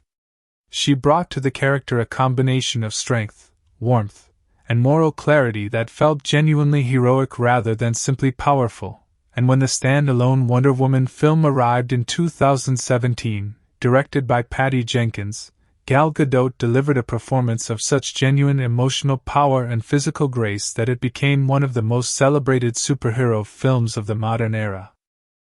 She married Israeli real estate developer Yaron Varsano in 2008, and they have 3 daughters together, Alma, Maya, and Daniela. She has remained deeply connected to her Israeli identity and heritage throughout her international career, something that has occasionally placed her in the middle of political controversy but that she has navigated with consistent directness and self-possession. She is today one of the most recognizable actresses in the world and one of the highest paid, a trajectory that began in a small Israeli town and arrived at the top of global cinema through discipline, talent, and an absolute refusal to be anything other than exactly who she is. Sung Kang. Sung Kang was born on April 8, 1972, in Clarkston, Georgia, a small city near Atlanta that is known for having one of the most remarkably diverse immigrant populations of any small municipality in the United States. He is the son of Korean immigrants who came to America in search of opportunity and built their lives through hard work and sacrifice in the way that defines so many immigrant stories. Growing up the child of Korean immigrants in the American South gave Sung Kang an intimate understanding of what it means to exist between cultures, to be seen as something other by the world around you while feeling something complex and layered within yourself. That experience of cultural in-betweenness is something he has spoken about thoughtfully, and it resonates in the character of Han Lu, a man who is always somewhat apart from his surroundings, always watching, always thinking, always carrying something private behind his calm exterior. He did not begin with a passion for acting. He came to it somewhat indirectly, drawn by a curiosity about storytelling and a recognition that performance offered a space for the kind of self-expression that other paths did not. He studied at California State University, Los Angeles, and began pursuing acting with the seriousness of someone who had come to it as a genuine vocation rather than a default. The early years of his career were marked by the particular struggles that Asian American actors faced in Hollywood during the 1990s and early 2000s. A period when the roles available to them were limited in number, limited in scope, and often limited in dignity. He navigated those limitations with patience and persistence, taking on whatever work he could find while continuing to develop as a performer. His breakthrough came with the film Better Luck Tomorrow in 2002, directed by Justin Lin, a film that would prove to be one of the most significant events in the history of Asian American cinema. Better Luck Tomorrow was a sharp, dark, and genuinely provocative story about high-achieving Asian American teenagers whose surface respectability concealed a descent into crime and moral compromise. Sung Kang played Han, a cool and enigmatic figure whose relaxed exterior covered hidden depths, and his performance was immediately recognized as something special. The film premiered at Sundance, where it caused controversy and conversation in equal measure, and its eventual distribution represented a significant moment for stories about Asian American experience in mainstream American cinema. The connection between Sung Kang and director Justin Lin that began with Better Luck Tomorrow would prove to be one of the most important professional relationships of his career. When Lin came to the Fast and Furious franchise and brought Han Lu into it through Tokyo Drift, it was a gesture of creative loyalty that gave Sung Kang access to one of the most commercially successful franchises in Hollywood history. Han became one of the most beloved characters in the entire Fast and Furious universe, someone whose quiet wisdom, perpetual snacking, and elegantly understated presence made him feel genuinely irreplaceable. His death in Tokyo Drift, and the subsequent revelation of the timeline mechanics that placed the earlier films before that event, became one of the franchise's most emotionally resonant narrative threads, and the campaign among fans to bring Han back, operating under the slogan Justice for Han, eventually succeeded when he was resurrected in F9 in 2021. He has appeared in various other film and television projects throughout his career, including roles in Columbiana and the television series Gang Related. He is also a passionate car enthusiast, a love that aligns naturally with the world of the franchise he inhabits on screen, and he has been involved in various automotive culture projects outside of his acting work. He has maintained a relatively private personal life, and he approaches his career with the same quiet thoughtfulness that characterizes Han Lu himself, someone who moves through the world with intention and does not require noise to make his presence felt. Fast 5, 2011, budget, making of, and funny on-set moments. Welcome back to the channel, and today we are going behind the camera on one of the greatest action films of the 2000s. We have already covered the story of Fast 5, we have broken down its characters, and we have celebrated what makes it such a masterpiece of blockbuster filmmaking. But today we are going somewhere different. Today we are talking about what it actually took to make this film, the money, the madness, the logistics, the engineering, the sweat, and yes, the moments of pure comedic chaos that happen when you put this many big personalities in one place, and tell them to make something extraordinary. Because the story of how Fast 5 was made is just as entertaining, and in some moments just as unbelievable, as the film itself. So let us get into it. The budget and where the money went. Fast 5 was made on a production budget of $125 million, a figure that represented a dramatic escalation from the earlier films in the franchise and a very deliberate financial bet by Universal Pictures on what they believed this series could become. To put that in perspective, the original Fast and the Furious from 2001 was made for $38 million. The fourth film, Fast and Furious in 2009, was made for $85 million. So in the span of two films, the production budget of the franchise had more than tripled, and that money was going to be put to work in ways that audiences and critics would feel in their bones when they sat in those theater seats.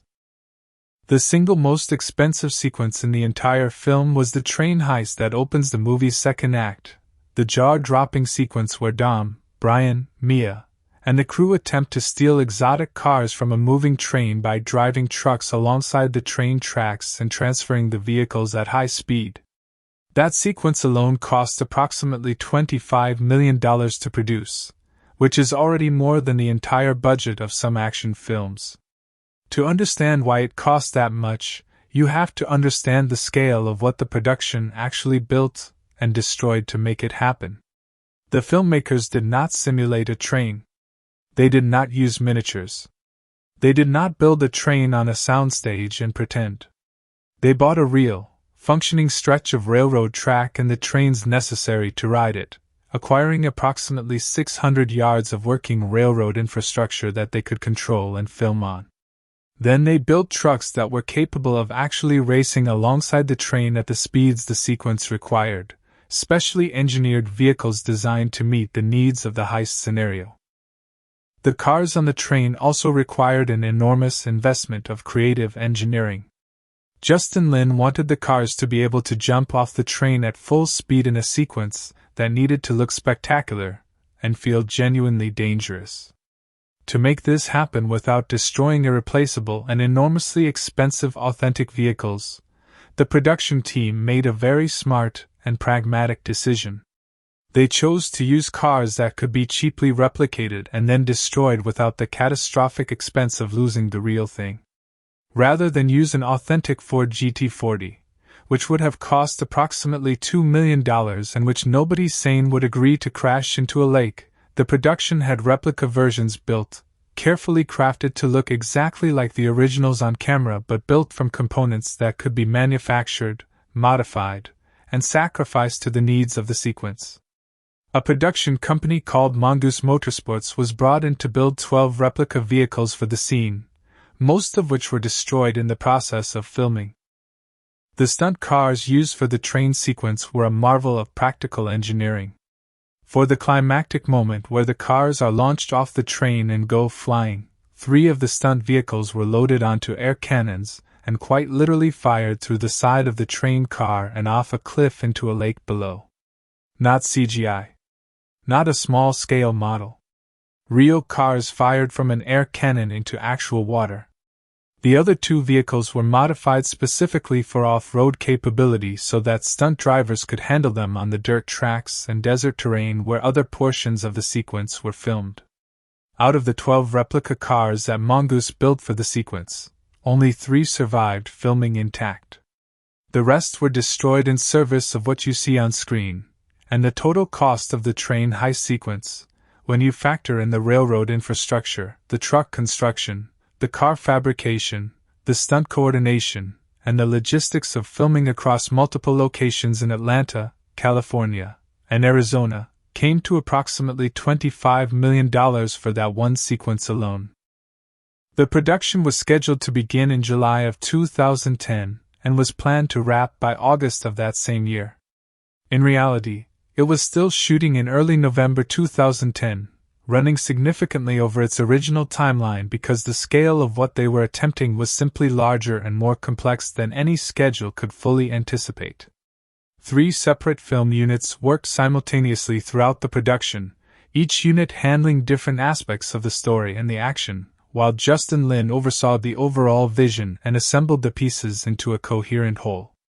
The main cast was required by Lin to travel to the actual location of Rio de Janeiro, Brazil, not purely for filming purposes but because Lin believed it was essential for them to understand the culture, the geography, the energy, and the spirit of the city in order to bring authenticity to their performances.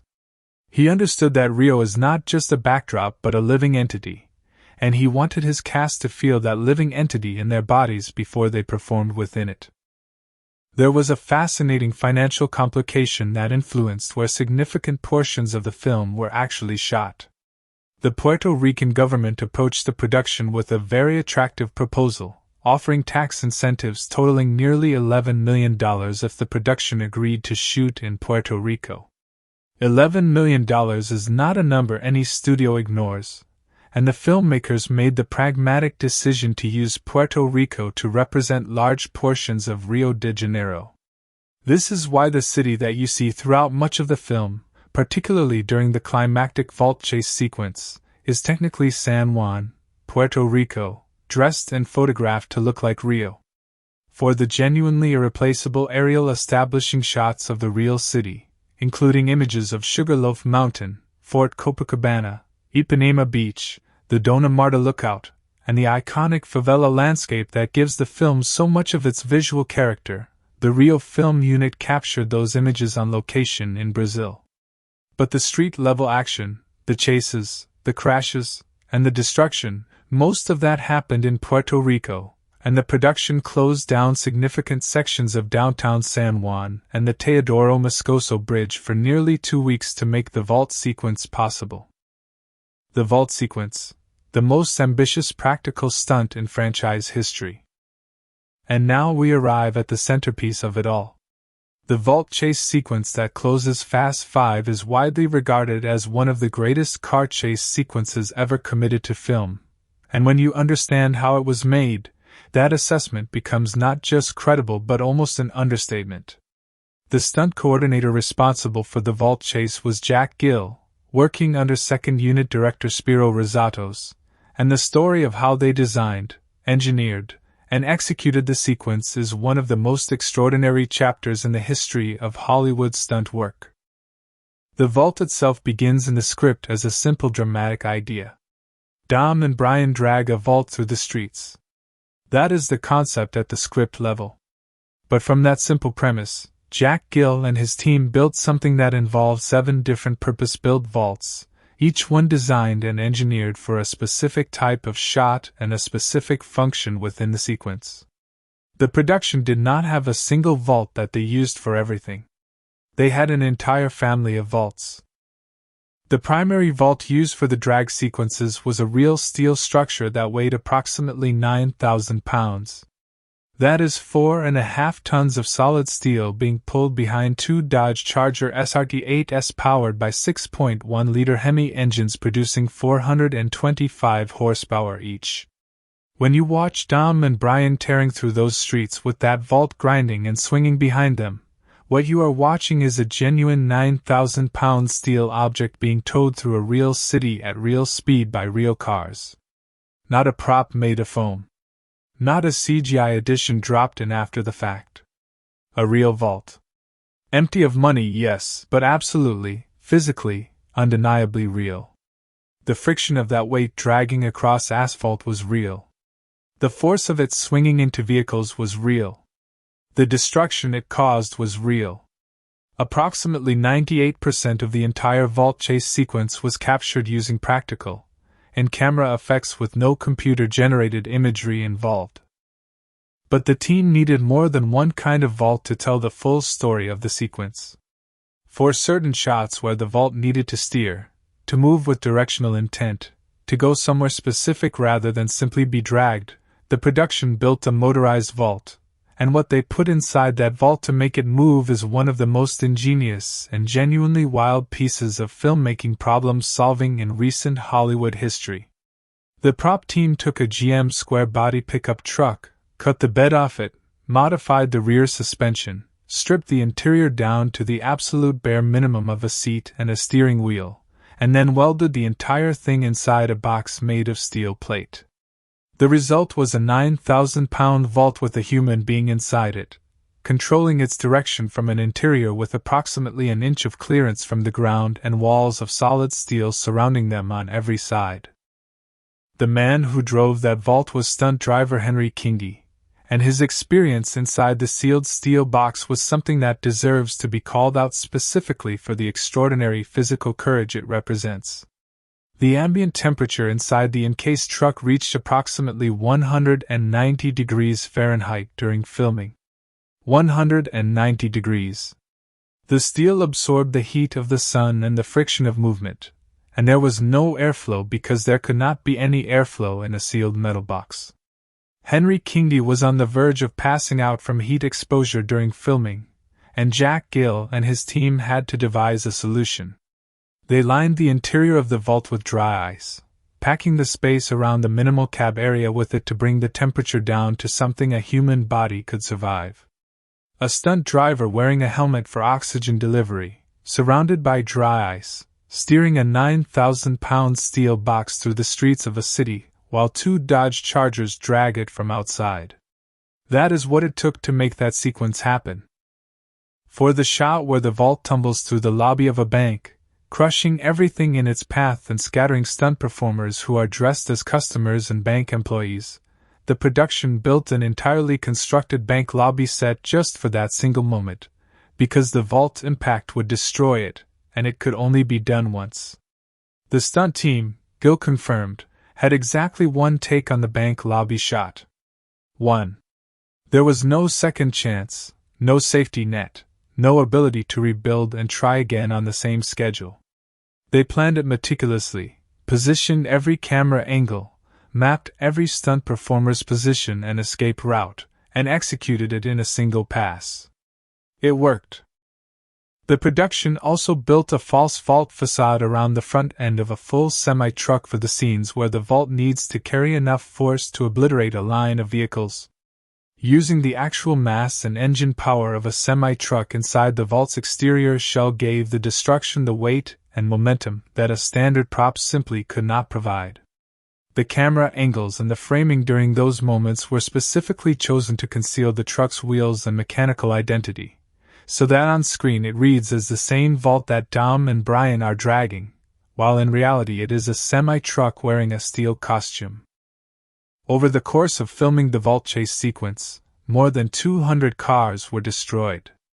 Every crash you see in the sequence was filmed from multiple angles, which meant that each individual crash was staged and executed 3 times to give the editors enough coverage to cut the sequence together with the maximum possible energy and visual variety.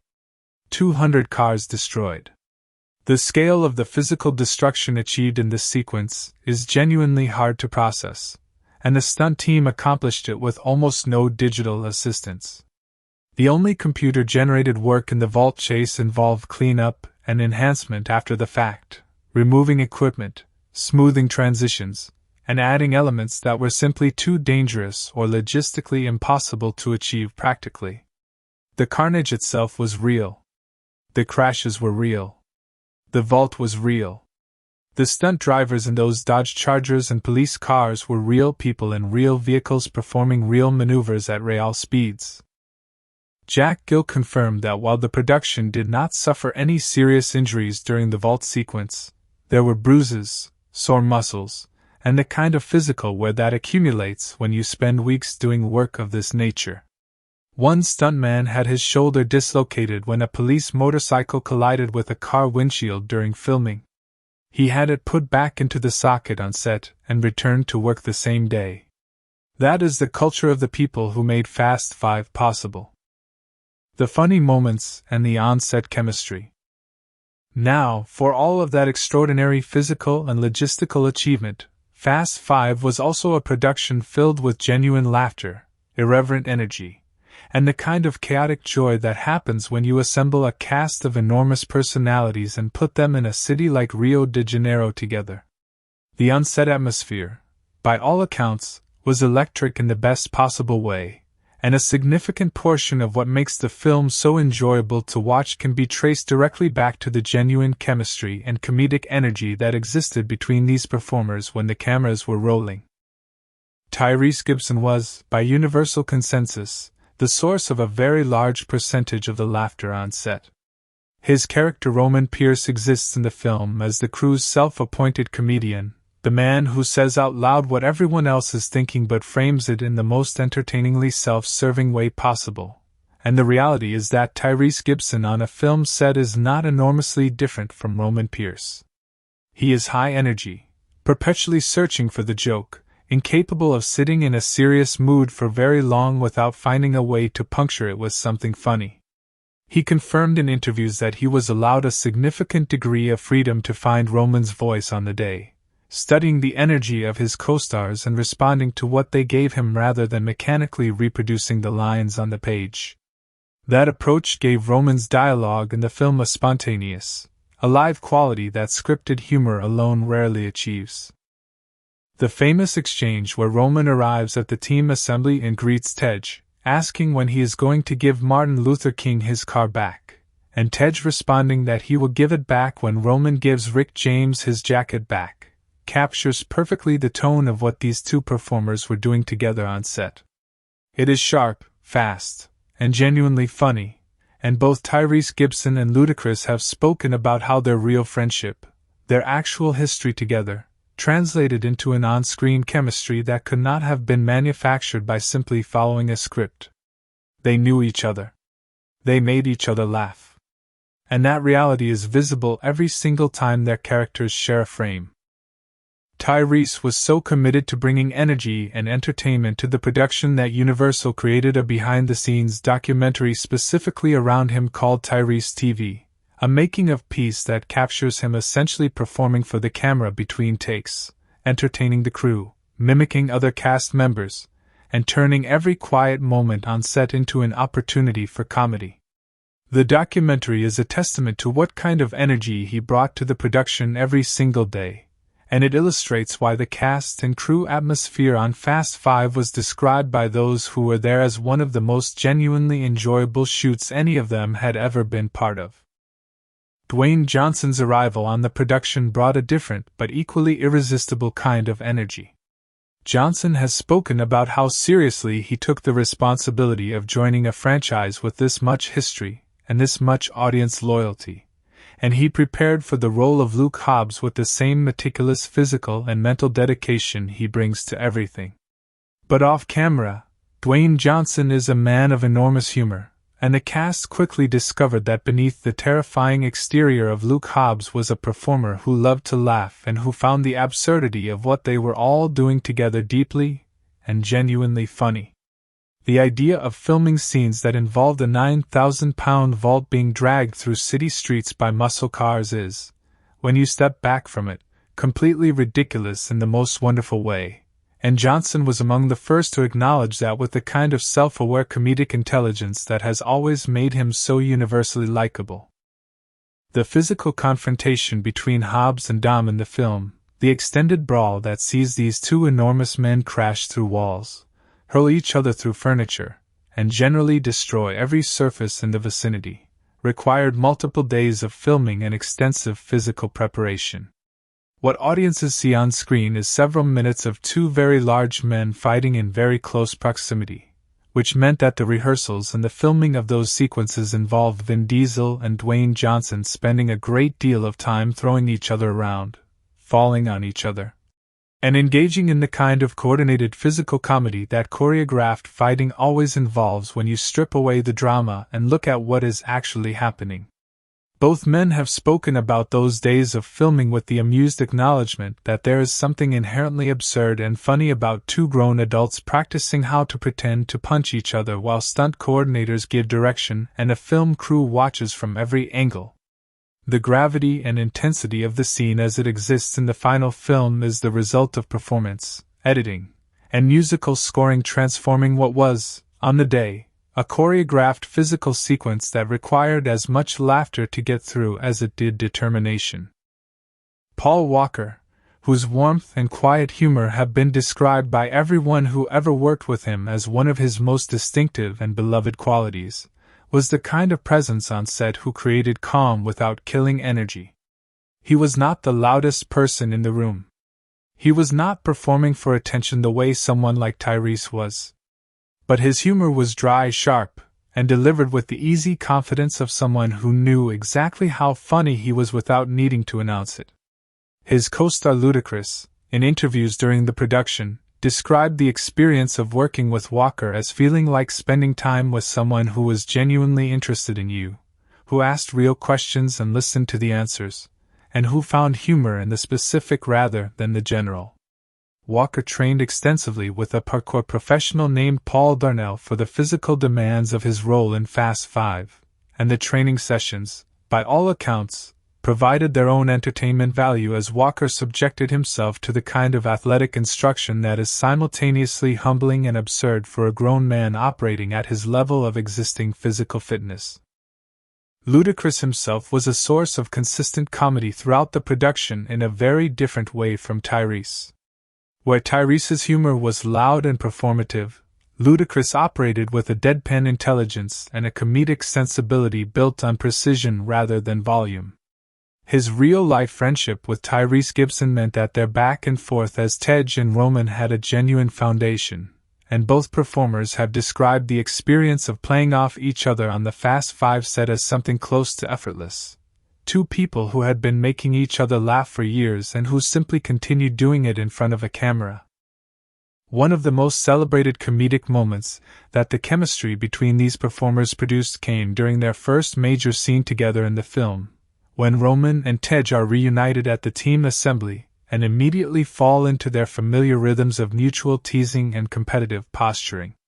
The banter in that scene, including the exchange about Martin Luther King's car and Rick James's jacket, became so celebrated among audiences and critics that it was specifically cited by reviewers as evidence of the franchise having discovered a comedic voice to match its action ambitions.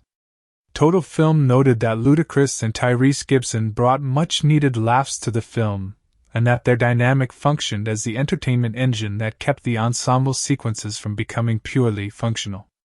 What audiences were responding to was not just good writing, though the writing was sharp.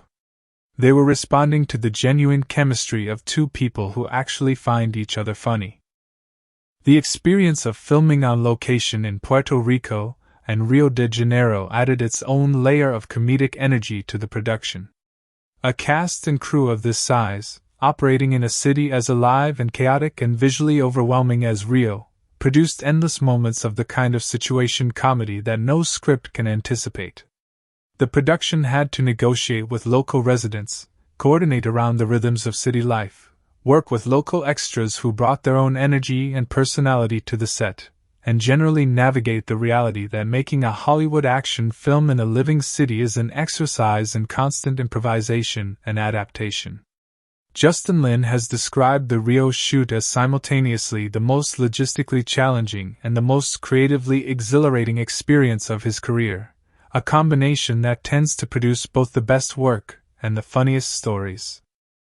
Tego Calderon and Don Omar, the reggaeton musicians who had appeared in earlier franchise installments, and who returned for Fast Five as Tego Leo and Rico Santos, were described by cast members as bringing an infectious, party-like energy to the set that was genuinely difficult to resist. Their natural comfort in front of a camera, developed through years of music video production, combined with their complete refusal to treat the experience with anything approaching solemnity, made them a source of consistent amusement for the more formally trained actors around them. Their scenes together, in which Tego and Santos function essentially as the comic relief within the comic relief, have a loose and improvisational quality that suggests the performers were given significant latitude to find their own rhythms, and they used that latitude fully. The marketing of the film also produced its own share of comedic moments. The production mounted an extraordinarily comprehensive campaign that included social media engagement, virtual car racing games, partnerships with automobile manufacturers, and a partnership with NASCAR that resulted in the first Fast 5-225, a Camping World Truck Series race at Chicagoland Speedway that was entirely renamed after the film, and at which Tyrese Gibson sang the national anthem while Jordana Brewster served as honorary starter. The image of Tyrese Gibson, in his full Roman Pierce energy, performing the national anthem at a NASCAR race while the film's branding was plastered across every surface in the arena, is the kind of wonderfully absurd collision of cultural worlds that could only exist in the universe of the Fast and Furious franchise. The film's overall production, from its first day of shooting in July 2010 through its world premiere at the Cinépolis Lagoon in Rio de Janeiro on April 15, 2011, represented $125 million of audacity, creativity, and genuine human effort. Every dollar of that budget shows on screen, and so does every laugh that the cast shared between takes. Fast 5 is a film that was made by people who were having the time of their lives, and that energy is embedded in every frame of it. Fast 5, 2011, Cultural and Historical Details. Welcome back to the channel, and today we are doing something a little different with Fast 5. We have already broken down the story, celebrated the cast, explored the making of the film, and marveled at the extraordinary practical stunt work that gave the vault chase sequence its place in cinema history. But today we are going deeper than the film itself. Today we are talking about what Fast 5 means, not just as a piece of entertainment, but as a cultural document, a historical artifact, and a mirror held up to the world that produced it. Because Fast 5 did not arrive in a vacuum. It arrived at a specific moment in American and global culture, shaped by forces that were larger than any screenplay, any director, or any studio decision, and it carried within it ideas, images, and representations that tell us something genuine and important about where the world was in 2011 and where it was heading. So let us go deep on the culture and the history of Fast 5. The historical moment into which Fast 5 was released. To understand what Fast 5 meant culturally, you first have to understand the world into which it arrived. The film was released on April 29, 2011, in the United States, and the world that greeted it was a world still processing the deep psychological and economic wounds of the 2008 global financial crisis, the worst economic collapse since the Great Depression of the 1930s. Millions of Americans had lost their homes, their savings, and their sense of economic security in the years between the financial collapse and the release of this film. Unemployment had reached levels not seen in generations. The gap between the wealthy and the working class had expanded into a chasm that was becoming impossible to ignore or rationalize, and the institutions of authority that people had been raised to trust, the banks, the government agencies, the financial system, had revealed themselves to be either corrupt, incompetent, or both. Into that cultural atmosphere walked a film about a group of criminals who steal $100 million from a corrupt businessman and walk away free. The resonance of that premise in 2011 was not accidental, and was not lost on the people who saw the film. When Dom and his crew drag a vault full of money belonging to a corrupt and powerful man through the streets of a city, destroying the infrastructure of wealth and authority as they go. There is something in that image that speaks directly to the anger and frustration of an audience that had just watched the actual architects of actual financial ruin walk away from the actual collapse of the global economy without facing any meaningful consequence. The heroes of Fast 5 are criminals, yes. But they steal from a man who is himself a criminal, a man who has bought the police, corrupted the political system, and used his wealth as a weapon against ordinary people. In the cultural climate of 2011, that narrative framework carried a weight that it might not have carried in a different economic moment. The Occupy Wall Street movement, which would formally begin in September of 2011, just months after Fast 5's release, drew its energy from exactly this kind of anger at the concentration of wealth in the hands of the corrupt and powerful few. Fast 5 did not create that anger, and it was not designed as political commentary. But popular cinema has always functioned as a register of collective feeling, and the extraordinary commercial success of Fast 5, which grossed $630 million worldwide, tells us something about how deeply the film connected with an audience that was primed to enjoy watching a vault full of corrupt money get dragged through the streets by people the law had already written off. The significance of Rio de Janeiro as setting. The choice to set Fast 5 in Rio de Janeiro was one of the most culturally loaded decisions in the film's production, and it deserves examination far beyond the simple explanation of wanting an exotic and visually spectacular backdrop. Rio de Janeiro in 2011 was a city on the cusp of a transformation that the entire world was watching.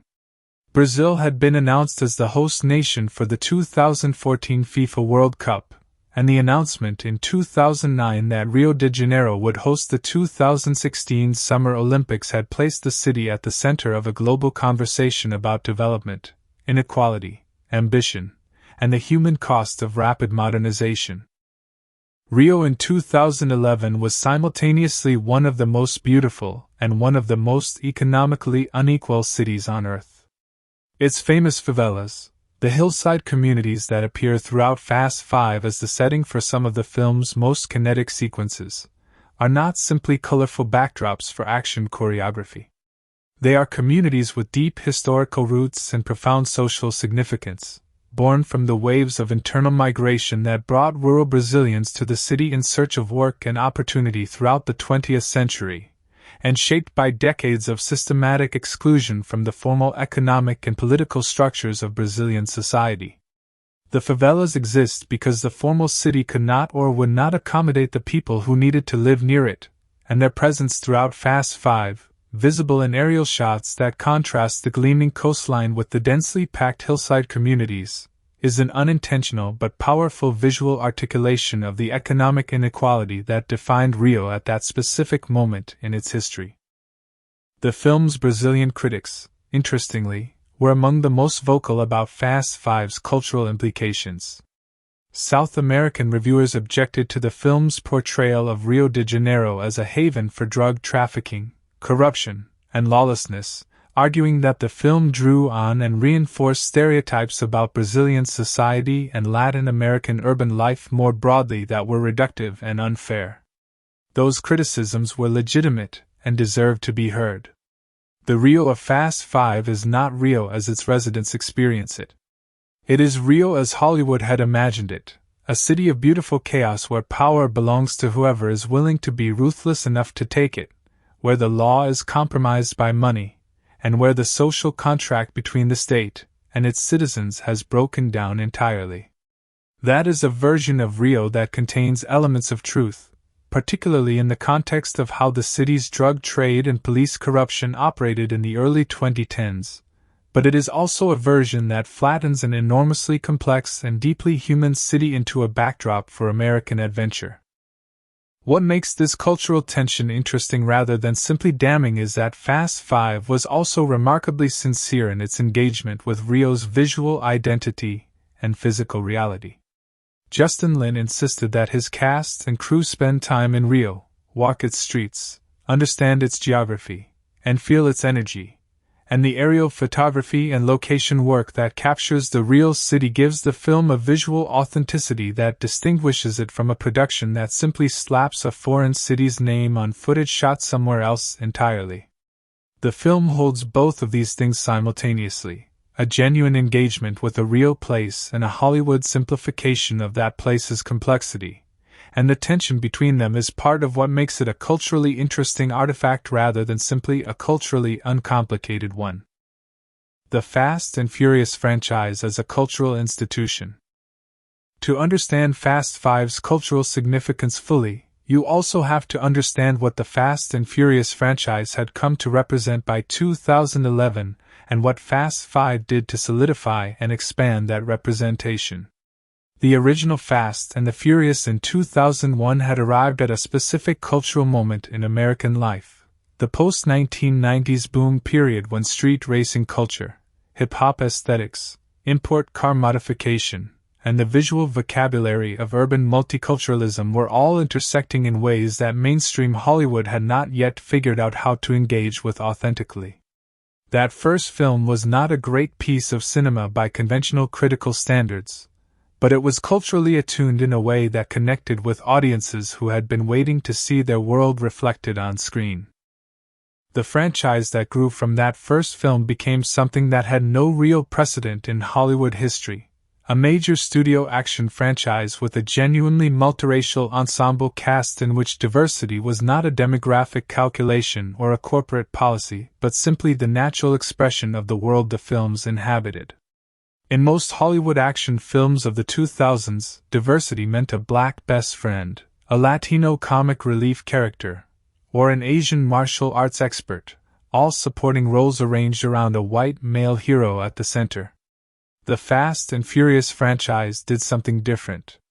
It built a world in which Vin Diesel, who is multiracial and whose racial identity has always resisted easy categorization, stood at the center as the unambiguous hero and moral authority. It built a world in which Tyrese Gibson and Ludacris were not supporting color but central and essential members of the crew. In which Gal Gadot, an Israeli woman, brought elegance and physical capability to a role that was treated with full seriousness. In which Sung Kang, a Korean-American actor, was given one of the franchise's most beloved and philosophically rich characters to inhabit. Fast 5 represented the apotheosis of this tendency. By bringing together cast members from every chapter of the franchise's history and placing them in an ensemble of genuine size and diversity, the film created something that critics and audiences immediately reached for the Marvel Cinematic Universe as a reference point to describe. The assembly sequence in Fast 5, in which Dom and Brian call in their crew one by one and the film shows us each person responding to the call, operates with the same structural logic and the same emotional satisfaction as watching the Avengers assemble. It is a celebration of a team, a family, a chosen community, and what that celebration communicates to its audience is that this community looks like the actual world, not like the filtered, whitewashed version of the world that most mainstream Hollywood had been offering for decades. The cultural impact of that representation cannot be overstated. In the early 2010s, the dominant conversation in Hollywood about diversity was still largely theoretical and aspirational. Studios talked about wanting more diverse films, but the reality of what was getting made and what was getting the $125 million budgets told a different story.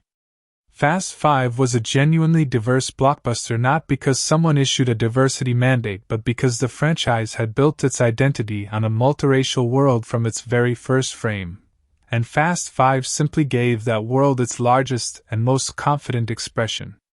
When the film grossed $630 million worldwide, it sent a message to the industry that studios claimed to hear but took considerably longer to fully internalize. Masculinity, brotherhood, and the family theme. One of the most culturally significant and persistently discussed aspects of the Fast and Furious franchise is the way it conceptualizes masculinity and brotherhood, and Fast 5 represents perhaps the richest and most developed expression of those themes in the entire series. The word family is used throughout the franchise almost as a sacred invocation, and in Fast 5 that word carries particular weight because the film is structured around the idea of building a family of choice, of assembling people from different origins and different histories into a unit held together not by blood or legal obligation but by mutual trust and shared commitment. This vision of masculinity is culturally interesting because it departs significantly from the dominant American action movie template of the 2000s. The typical action hero of that era was solitary, self-sufficient, emotionally closed, and defined by his separation from the people around him. His strength was demonstrated by his independence. The Fast and Furious franchise offered a fundamentally different model, one in which strength is demonstrated by loyalty, by showing up for the people you love, by the willingness to put yourself at risk for your crew. Dom Toretto is the most physically imposing character in the franchise, but his power as a character comes not from his ability to function alone but from his role as the center of a community, the person that others orbit because he offers something more valuable than tactical advantage. He offers belonging. Fast 5 expands this cultural vision by making the chosen family explicitly multi-ethnic, multinational, and multi-talented. The crew in Fast 5 comes from different countries, speaks different languages, has different skill sets, and has different relationships with the law. What holds them together is not shared background or shared ideology but shared commitment to each other and to the goal of freedom. This is a vision of community that was deeply resonant in 2011 for audiences across many different cultural contexts, because it offered a fantasy of belonging that transcended the divisions of race, nationality, and class that were defining so much of the political discourse of the period. The introduction of Dwayne Johnson as Luke Hobbs complicated this vision in fascinating ways. Hobbs arrives as the antagonist, the representative of institutional authority pursuing Dom and his crew across international borders. But the film gradually reveals that Hobbs operates by a personal code that is not entirely different from Dom's own. When Reyes's men massacre Hobbs's team, the thing that breaks Hobbs's institutional loyalty and drives him into an alliance with Dom is not pragmatic calculation. It is grief and the demand for justice, emotional responses that are recognizably human rather than bureaucratic. The alliance between Hobbs and Dom that closes the film's second act is not just a plot convenience. It is the film making an argument about where genuine authority comes from, suggesting that the bond forged in genuine conflict and genuine loss is more legitimate than any institutional credential, any badge, any government assignment. The car as cultural symbol. The cars in Fast 5 carry cultural meaning that extends well beyond their function as vehicles of transportation or action. The automobile has been one of the most powerful cultural symbols in American life since the mid-20th century, associated with freedom, individual identity, upward mobility, and the democratic promise of a society in which the road is equally available to everyone. The hot rod culture of the 1950s, the muscle car era of the 1960s, the import tuner scene of the 1990s and early 2000s, each of these automotive moments was also a cultural moment, an expression of how particular communities used the car as a medium for identity construction and self-expression. The original Fast and the Furious had engaged primarily with the import tuner subculture that had developed in urban communities across the United States during the 1990s. A culture that was deeply connected to Asian American and Latino youth communities and that expressed itself through the modification and personalization of imported vehicles into machines of individual style. Fast 5 departed significantly from that specific cultural territory, moving the franchise away from street racing and toward a broader action-adventure framework, and the cars in this film are correspondingly more diverse and less subculture-specific than in the earlier chapters. The Dodge Chargers that Dom and Brian used to drag the vault are a particularly interesting cultural choice. The Dodge Charger is one of the iconic American muscle cars, a vehicle with deep roots in the domestic automotive tradition of the 1960s and 1970s, associated with raw power, American manufacturing, and a kind of unapologetic, uncomplicated automotive identity that is quite different from the modified import aesthetic of the franchise's origins. By placing those quintessentially American muscle cars in the streets of a Brazilian city, using them to destroy the infrastructure of a corrupt local power structure, the film creates a visual image that operates simultaneously as a celebration of American automotive power and as a somewhat uncomfortable symbol of American intervention in the spaces of other nations. Whether that tension was intentional or simply a byproduct of casting choices and story requirements is impossible to know with certainty, but it exists in the film's imagery as a cultural text whether or not anyone planned it there. Law, corruption, and the moral inversion. One of the most consistently interesting cultural arguments that Fast 5 makes throughout its runtime is the argument about the relationship between law and justice, and the conditions under which the moral authority of institutions collapses. Dom and his crew are, by the objective standards of the legal system, criminals. They have broken laws, evaded authorities, and operated outside the boundaries of the social contract that American society claims to uphold. The film does not ask you to forget this. It acknowledges it openly and consistently. But the film also constructs a world in which the institutions of law and order are themselves corrupted beyond the point of moral legitimacy. Hernan Reyes has purchased the police force of Rio de Janeiro. He has bought the politicians, the judges, and the law enforcement apparatus that is supposed to protect ordinary citizens from people exactly like him. The legal system in the world of Fast Five is not a neutral instrument of justice but a weapon in the hands of the powerful, pointed at whoever threatens their control. In that context, the film suggests, the moral authority of outlaws who operate by their own code of loyalty and fairness is more legitimate than the institutional authority of a law that has been corrupted into an instrument of oppression. This is not a new idea. It is one of the oldest and most persistent themes in popular storytelling, from Robin Hood to Jesse James to any number of Western outlaws whose cultural mythology transforms criminal behavior into a form of justice when the legal system has failed the ordinary person. What Fast Five does is update this ancient narrative template for a 21st century, globalized, multicultural context.